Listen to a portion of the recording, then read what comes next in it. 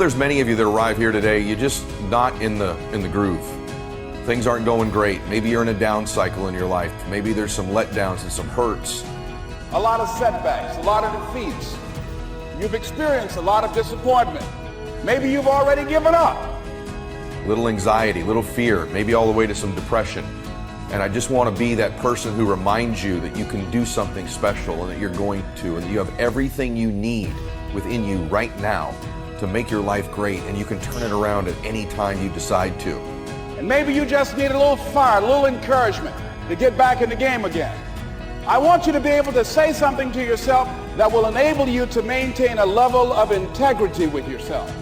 Even when you face tremendous setbacks, it will be a benchmark to keep you in the game, to keep you moving forward and experimenting and readjusting your strategy, looking for ways to win.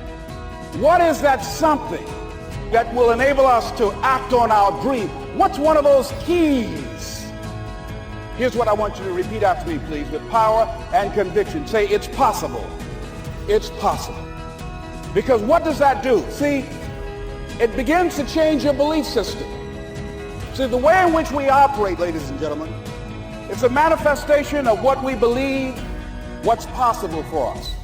Whatever you've done up to this point, all that it really is a duplication, it's a reproduction of what you believe subconsciously that you deserve and what's possible for your life. It's hard to accept that because it seems coincidental, that the wrong person entered our life, or there was a business setback, or our company went out of business, or whatever it might be, and it seems coincidental. But you really truly are getting out of your life what you believe you're worth, and you're allowing it to happen. And I'm going to challenge you today to stop that, stop allowing it, and know that you deserve better. See, the truth is, ego is always false. That raises its head when we're insecure, when we're fearful. If you meet people that you think are egomaniacs, that are constantly bragging about themselves, these are the most insecure people that you know. And they're usually the least happy. It's actually the people that are down on themselves that actually have their ego materialize and show up more often than they think. And you think, wow, how could someone with low self-esteem have a big ego? Well, trust me, they do. The people in my life that are the most self-confident typically don't have big egos. My ego will step forward often in my life, and it usually steps forward when I'm the most scared. It could be when I'm achieving. I'm starting to be pretty full of myself, right? What's really happening in your mind is you're afraid you're going to fall down. You're afraid you're going to lose something. You're afraid there's going to be a setback. So often our friends where we see their ego is when they're doing good. You guys that have a friend, he's really winning, he's making a lot of money, he's just not the same. He's got a big ego all of a sudden. That money he's making, that car he's driving now, he's so afraid he's going to lose it. He so believes his results have exceeded who he really is that ego shows up because he's afraid. When you see ego, know it usually means fear. So we've got to be able to see our ego when it rears its head, be aware of it, and it loses its power over us. We can go back to being our real selves. You can't love yourself if you're not being yourself. But remember this, when ego shows up, we're not ourselves. We're not connected to God. When you can let go of your ego, you can let your real confidence in. When you let go of your ego, you can go really become who you were born to be. And so you may be losing right now because of your ego, because you're not feeling good about yourself. Here are some of the signs that your ego is taking over in your life. Number one, defensiveness. Defensiveness. You ever meet somebody who's very defensive, very reactive about whatever their situation is or whatever you're asking them about? Their ego is rearing its head. So in yourself and in other people, do you see any defensiveness patterns for you? This is an ego issue. Number two thing that's an ego issue is always trying to be right or prove what you're saying to be true in excess. The need to always win in a disagreement. This is an ego issue that somehow if you concede to somebody that they've made a great point and maybe you need to make an adjustment or a change, that somehow you're weak.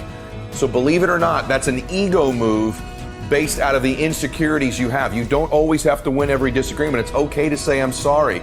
Admitting you're sorry, admitting you're wrong, being open to criticism and changing is a sign of confidence and strength. Ego is when we're weak and insecure and we have to win. We have to prove what we're saying is true. We have to prove we're right.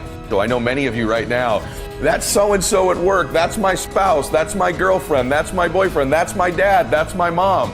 And that's great that you see it in other people, but is it you? It's easy to see these egos in other people.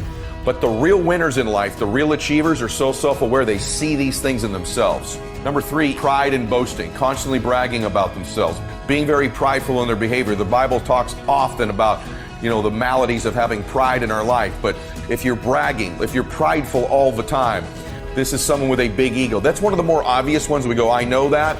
The next one's the not so obvious one, revenge. Do you seek revenge against people? Do you know people who are constantly getting back at somebody? Revenge is ego every single time. Next, possessiveness. And our desire to control people, control situations, to possess people almost is an ego issue. Someone's trying to be possessive of you. In your personal relationships, know this is an ego out of control happening, and they better get that ego in check, or it's going to make your life miserable being in a relationship with them. Be honest. Does this fit you or someone you love or no? Talking poorly or gossiping about other people, number one sign of insecurity. Insecurity and lack of confidence is actually ego, and it is. And so people who gossip, who talk about others, try to go an entire day of your life without talking about another person in a negative way. Just try to not talk about another person to other people for an entire day. And it'll begin to reveal to you how often maybe even you do it. I have moments of weakness, especially when I'm with other people who sort of do that. I start to behave more like them, and maybe you do too. When you're around gossipers, do you gossip or do you stay above it? Do you see this in you? Be honest. Next is what I call the gym weirdos. You ever been at the gym and you see that woman or that guy constantly flexing in the mirror? Or maybe you have a friend who's constantly looking in the mirror, constantly checking their phone, constantly posting only filtered pictures on social media, right? Constantly obsessed with what they're looking at themselves. These are out of control ego people. Bullying. Bullying is an ego issue. Only insecure and weak people bully people. You may have a boss that's a bully. You may have a leader that's a bully, that their only way to get you to move and perform is bullying. You'll get far more out of your life and other people by pulling them with you than by pushing them. Now let's go through some of the less obvious ego issues that you may be suffering from. Number 1, seeking outside approval and reward. The addiction to other people's approval is an ego issue on your part. You have an out of control ego if you're seeking the approval of other people. You can't love yourself if you're not being yourself, and you can't be yourself if you don't believe in yourself. People who are afraid of being lonely usually have an ego issue. They're afraid to be alone. They don't like to be in their own company. You ask yourself, are you comfortable in your own presence, in your own company? Again, that'll indicate to you whether you love yourself. Another ego issue is that you only hang around people who agree with you. You only hang around people who believe exactly politically what you believe, exactly what you believe religiously.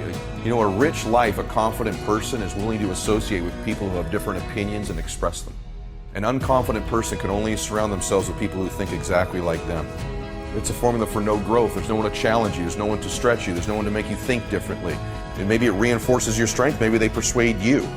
Next level is really subtle, is you're offended by criticism. If you're offended by people's criticism, you really have an ego issue.